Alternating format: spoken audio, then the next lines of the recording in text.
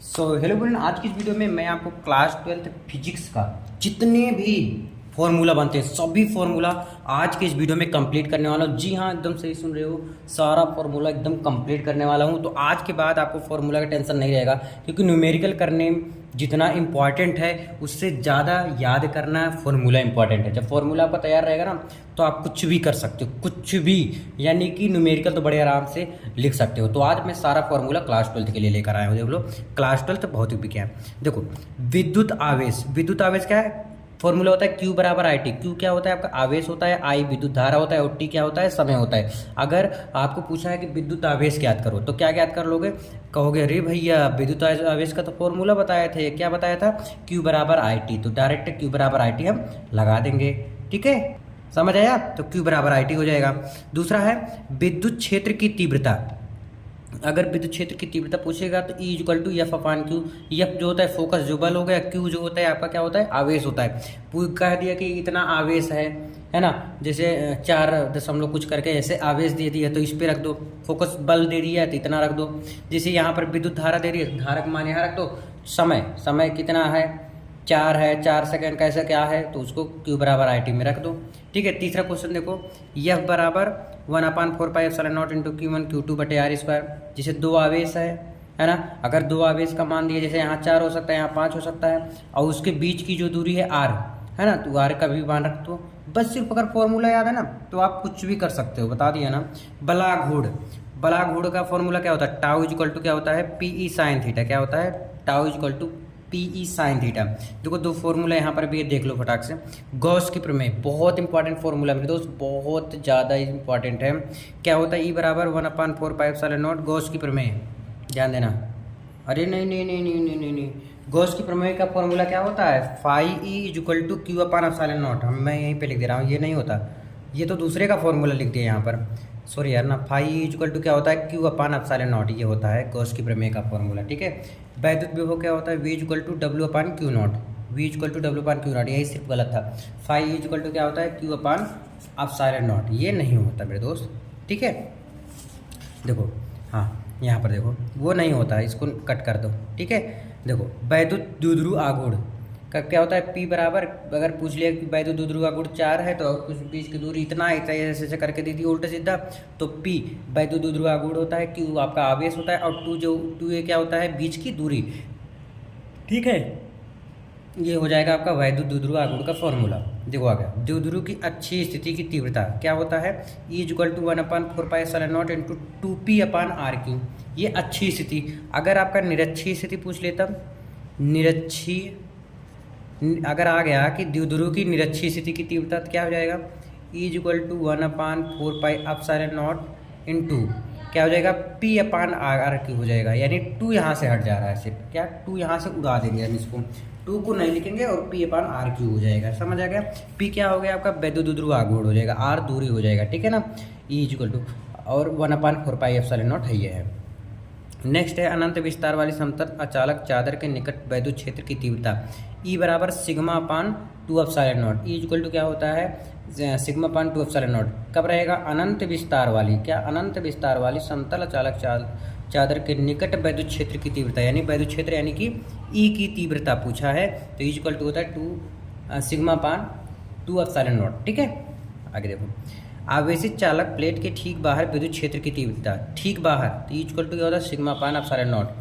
वैद्युत विभव के कारण अच्छी स्थिति की तीव्रता, वैद्युत विभव यानी V इक्वल टू क्या हो जाएगा? 1/4πε0 इंटू P बटे के आर स्क्वायर हो जाएगा। अब उसमें द्विध्रुव था, अच्छी स्थिति था, मैं मानता हूँ, लेकिन उसमें द्विध्रुव था, इसमें क्या है? वैद्युत विभव है। ये दोनों अंतर समझिएगा मेरे दोस्त, वैद्युत विभव और वैद्युत द्विध्रुव दोनों में अंतर समझिएगा। ठीक है ना, वैद्युत विभव जो होता है V से प्रदर्शित करते हैं, और जो अच्छी स्थिति के लिए द्विध्रुव का था वो E से प्रदर्शित करते हैं। बस इतना ही अंतर है, आप समझ लो। ठीक है, फॉर्मूला में भी अंतर है। E इक्वल टू क्या है? अच्छी स्थिति के लिए क्या था उसमें? 1/4πε0 into 2p upon R Q था, इसमें आर स्क्वायर है P बटे के, तो दोनों में अंतर है, ध्यान से समझिएगा। तो क्वेश्चन नंबर फॉर्मूला नंबर 11 तक क्लियर हुआ। 12 चलो देखते हैं नेक्स्ट पेज में। देख लो, अगर हम निरक्षीय स्थिति निकालते हैं, किसके लिए? ये विभव के लिए, वैद्युत विभव के लिए। अगर हम निकालते हैं निरक्षीय स्थिति की तीव्रता, तो V इक्वल टू क्या हो जाएगा? 0 हो जाएगा, शून्य हो जाएगा।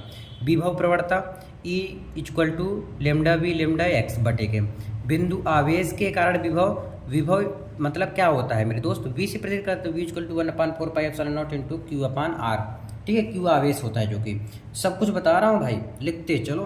दो बिंदु आवेश के निकाय स्थिति ऊर्जा क्या हो जाएगा, you upon 4πε0 into Q1 Q2 बटे के आर हो जाएगा। ठीक है, दो बिंदु आवेश के कारण निकाय स्थिति ऊर्जा अगर पूछेगा तो स्थिति ऊर्जा जो होता है यू से प्रेरित करते हैं तो you equal to 1/4πε0 into Q1 Q2 बटे के आर हो जाएगा। वैद्युत धारिता धारिता किसे प्रेरित करते हैं, सी से, तो वैद्युत धारिता किसे प्रेरित करते हैं, सी से, सी इक्वल टू क्या हो जाएगा, क्यू अपान वी हो जाएगा। ठीक है, क्यू अपान वी हो जाएगा। नेक्स्ट देखेंगे, एक समान वैद्युत द्विध्रुव को घुमाने में कार्य किया गया, जो कार्य होता है एक समान वैद्युत द्विध्रुव है कोई, उसको घुमाने में जो कार्य किया जाता है वो क्या होता है, W बराबर PE cos θ1 minus cos θ2। W कार्य क्या होता है, कार्य को अगर प्रेरित करते हैं सिर्फ W से, लेकिन इसमें द्विध्रुव को घुमाने में किया गया कार्य जो है तो क्या लिख देंगे, W बराबर PE cos θ1 माइनस के cos θ2 हो जाएगा। ठीक है, आवेशित चालक की स्थितिज ऊर्जा, कौन सा ऊर्जा, स्थितिज यानी U से, तो U बराबर क्या होता है, हाफ की UV होता है, और U बराबर क्या होता है 1/2 CV², ये भी फॉर्मूला होता है, ये भी होता है। तो जहाँ जिस प्रकार से डिमांड रहेगा, जो जैसा मांग रहेगा वहाँ पे वैसा फॉर्मूला हम लिखेंगे। आवेशित संधारित्र की प्लेटों के बीच ऊर्जा घनत्व U इक्वल टू क्या हो जाएगा, 1/2 ε0 E² हो जाएगा। संधारित्र की श्रेणी क्रम संयोजन 1/c equal to 1/c1 plus 1/c2 plus 1/c3। अब जो संधारित्र है जैसे ऐसे इस प्रकार से रहेगा तुम्हारा संधारित्र, तो मतलब इस प्रकार से हम जोड़ते चले जाएंगे, तो और भी हो सकता है 1/c4 हो सकता है, 1/c5 हो सकता है।